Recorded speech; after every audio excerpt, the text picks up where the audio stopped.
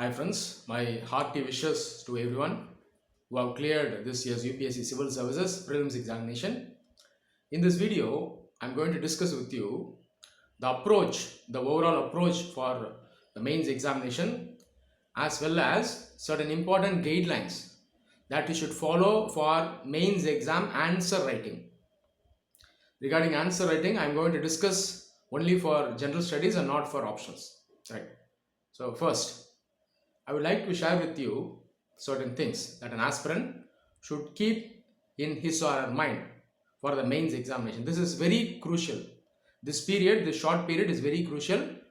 Your approach should be right. In case your approach is not right, even if you deviate slightly, you may not get the desired result. So, approach is very crucial at this juncture. During the short period, please do not study anything additionally. Please don't buy any new books or printed material from the market unnecessarily. Please don't do this mistake. This period between prelims and mains, a candidate should focus on reproducing his or her knowledge on paper. This is what the mains examination requires. At this stage, limit the range of information. Don't try to mug up or memorize additional facts and figures. This will prove detrimental. So please remember this. So you should not read additional things unnecessarily, right? Whatever you have already studied for prelims, right? Almost 70% of this knowledge will be helpful for mains examination. For standard subjects, standard topics, please do not study anything extra. For example, agriculture, industry, economy, right? Women empowerment, and so on. Don't study anything additionally. Whatever you have already studied is going to be helpful for your mains examination. Same applies for other subjects also: international relations, environment, geography, history, and so on. In this period, you have to revise certain subjects, mainly history, geography, and so on. Mainly revise these subjects. Whatever you already studied, revise them again, and you have to study certain things additionally. Mainly with respect to culture, you will have to focus on. Regarding geography, not much to focus additionally at this stage, but try to enrich your knowledge. Try to do more analysis, right? So mainly you have to do revision for history as well as geography, right? Regarding polity, international relations, and so on, no need to study anything additionally. Whatever you already studied will be almost enough for the mains examination. You'll have to focus on reproducing this knowledge in the proper manner, right? So mains examination focus is on reproducing the knowledge. You have to think in various dimensions. This is called analytical thinking. You should arrive at decisions. That's called critical thinking. You should give your own views, opinions, and suggestions. That's called out of the box thinking. So you have to develop these skills now. Don't waste your time memorizing unnecessary facts and figures. Please keep this in mind, right? Now, apart from this, certain things you have to study additionally. Almost 70% of the knowledge that you gain for prelims, like I said, will be helpful for mains. Now, this additional 30% only has to be studied now. So, this is mainly regarding ethics paper, world history, certain aspects regarding Indian society, land reforms, right? Internal security, and so on. Only these subjects you will have to study additionally at this stage, right? So mainly focus on these subjects and topics for GS mains, right? Apart from this, daily at least 1 hour, minimum 1 hour, you have to do answer writing practice. This is very crucial, right? So daily write answers. You can take previous year questions and write answers. Please don't take random questions from the internet, right? If possible, please join any academy, whether it is paid or free, doesn't matter. Join some good academy. Please attend a model test right now, right? So starting from now till almost January 1st, you have to write model test for the mains examination. Please do this. Ensure to take feedback, right? So you take the test, obtain feedback. Many candidates, what they will do, they will not get feedback, right? many students I have seen, they are reluctant to show their answers. They will almost maintain their answers like secrets. They won't show. At the end, this will prove detrimental. Please don't do this mistake. Ensure to get feedback, right? So please keep these things in mind. And many candidates, what they are doing, they are trying to obtain the sample answers of toppers from the internet. Please do not do this, right? I am stressing this to all students. Please don't do this. Your study strategy, right? Your style of writing, right?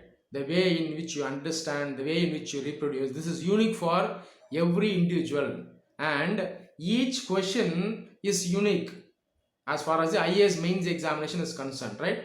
So you cannot follow some standard template or pattern. So please do not do the mistake of copying any answer sheet, right, from the internet. This will prove extremely detrimental. Trust yourself, develop your knowledge, try to reproduce your knowledge in the right manner. Many sample answer sheets of toppers in the internet I have seen. These are samples of their answers written during some model test. At this period, their answers may not be refined, they may be incomplete. If you try to copy these templates, it will prove detrimental. So please don't do this. Respect yourself, trust yourself, follow your own style of writing. Now get it? Now let's now discuss about mains answer writing, right? Before going, I would like to advise an important thing for the UPSC aspirants who are going to write mains examination. Mains examination is not a place to actually satisfy our ego, showcase our intelligence or knowledge. Please remember this. No. So IAS mains examination is a place where you are going to answer the question asked by UPSC. If you do that, you will become a civil servant definitely. Please do not try to prove your intelligence and knowledge in the mains examination. You may be a subject expert, you may be a researcher, you could be a doctor, right? But this is not the place to show your prowess. Please keep this in mind. So you get the questions from UPSC, just address the question, answer the question. If you satisfy UPSC's question, you will definitely become a civil servant. Please keep this in mind, right? So I have noted certain points. Some students have also asked about this, so I have noted these down. So I will discuss regarding this, right? So UPSC's notification clearly states that candidates have to write answers that are relevant for the question, right? So like I said, you could be an expert, you could be a genius, it doesn't matter. You should answer UPSC's question. Your answer should be relevant for the question. Please keep this in mind, right? Secondly, don't try to dump lots of facts and figures, instances, examples in the answers. You won't get marks, right? Essence should be there. Knowledge should be reflected in the answers, right? So reading the question, understand what they are asking, right? Don't try to, write all the facts and figures, schemes, organizations, and other stuff that you have memorized, right? So please don't do this, right? Whenever you get time, daily, at least 20 minutes, please take previous year question paper, read the question paper and understand the question. Please do this. You need not solve some difficult questions. Take the question, understand the question, right? Please do this. I always advise this to students, but many students, they will not follow. Please do this practice. It will do wonders for you, right? So whenever you get time, please take previous year papers, take the question, read the question, understand the question, right? So if you do this, you will master the art of answer writing, right? Apart from this, many students, they will ask this. In the GS mains question, there are certain terms like narrate, elaborate, analyze, discuss, and so on. What are the meaning? So based on the terms, I have to write the answers, is it not? So they often raise this question. See, please remember, you need not worry about these words or terms. Narrate, analyze, discuss, elaborate, justify, and so on. Literally, almost everything is same. In the UPSC examination, you are going to analyze the essence of the core of the question. Simple as that, right?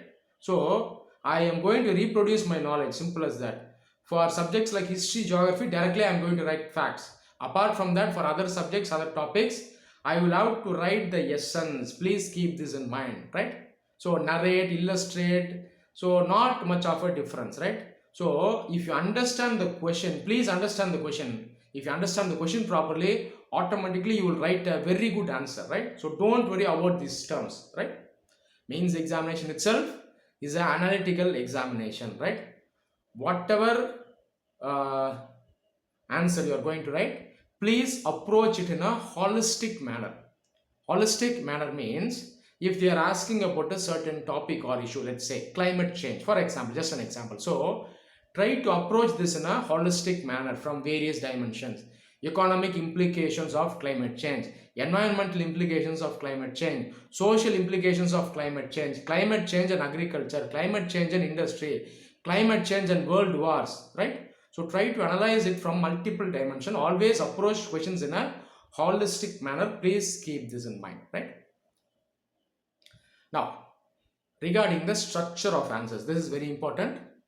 GS papers, so based on the number of words you have to write in the examination, roughly 150 words means around 1.5 pages to 2 pages, not more than that. 250 words means approximately 2.5 pages to 3 pages and not more than that. Please remember, quality is more important than quantity. Often many students, they would have written less, but they will get more marks because quality will be there. So please don't compromise on quality. Ideally, in the mains examination, in the answers, an introduction is best written at the start. The main part of the answer is the body in which you have to do the analysis, right? For example, if a question is asked, let's say about Make in India scheme, they are asking you to critically analyze Make in India scheme. Here, you have to analyze from various dimensions in the body of the answer, right? In the introduction, probably you can write about the objective of Make in India scheme. In the body of the answer, write about the benefits, advantages of Make in India scheme. Then write about the challenges in implementing the scheme. What are the roadblocks? What are the weaknesses? Right? So elaborately analyze within the body of the answer. Conclusion, you can give your own suggestion or opinion. Right? You should not repeat in the conclusion whatever you have already written in the body of the answer. Your conclusion should be unique. Ensure that your conclusion is practical, feasible. Right? Don't give a utopian solution. Give a practical solution. Right? Need not give expert solution. Don't break your head.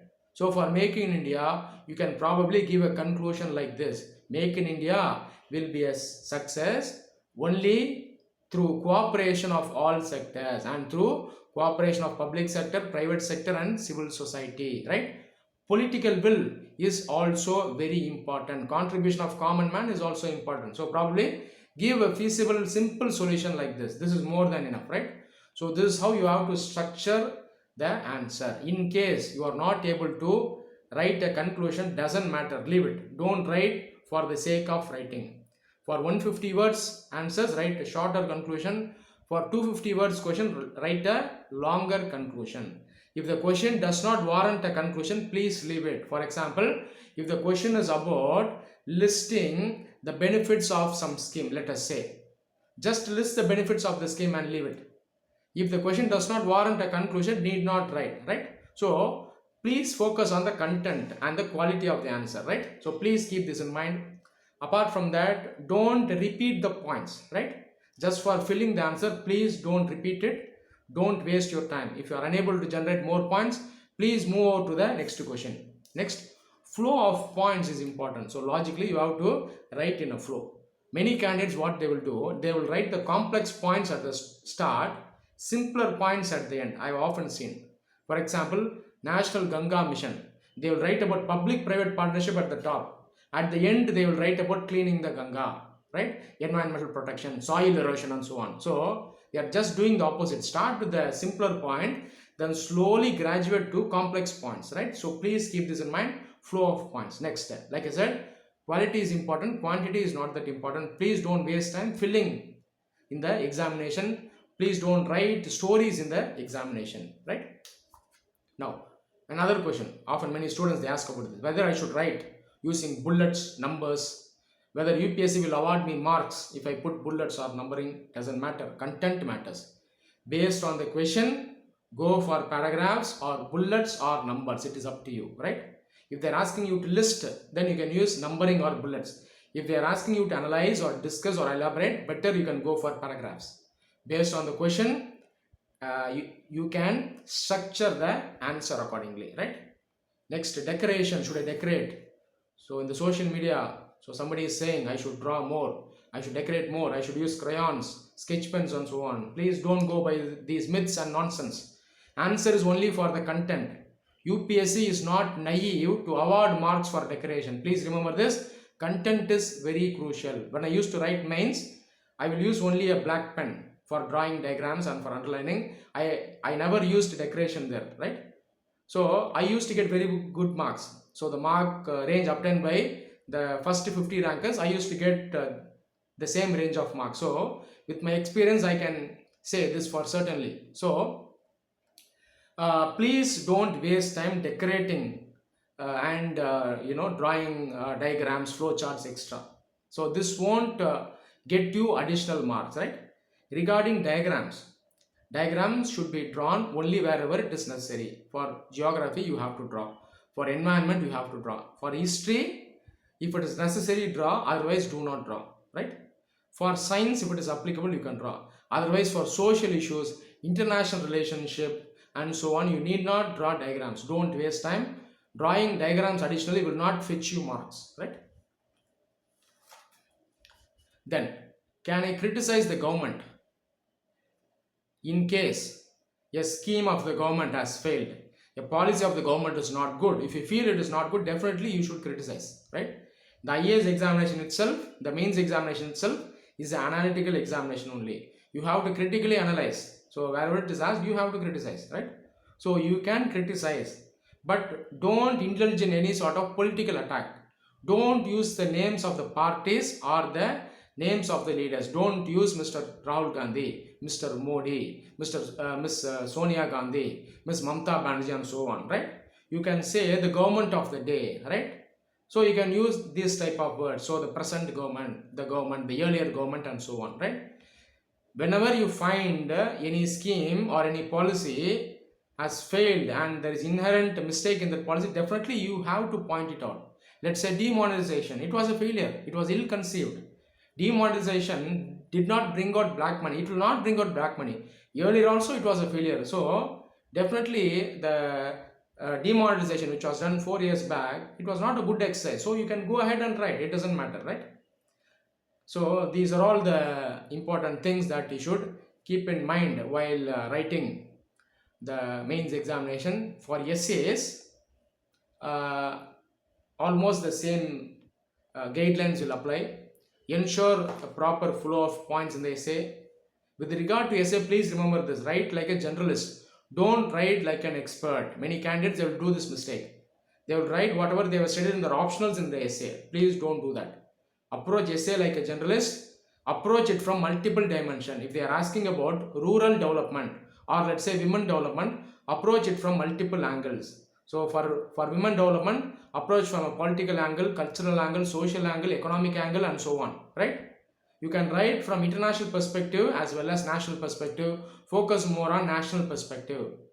The last 1.5 pages of the essay approximately, you can give your solutions for the problems, right? So in the essay, you have the flexibility for out-of-box thinking. Show that in the essay paper. Don't show that in the other GS papers. So essay paper, you are free to write many things. Apart from this, don't dump essay with technical terms. So don't bring subjects into essay. You could be good in economy, you could be good in international relations. Don't try to show that in the essay. Write like a generalist, right? Divide the essay into many subheadings, around approximately 5 to 6 main subheadings.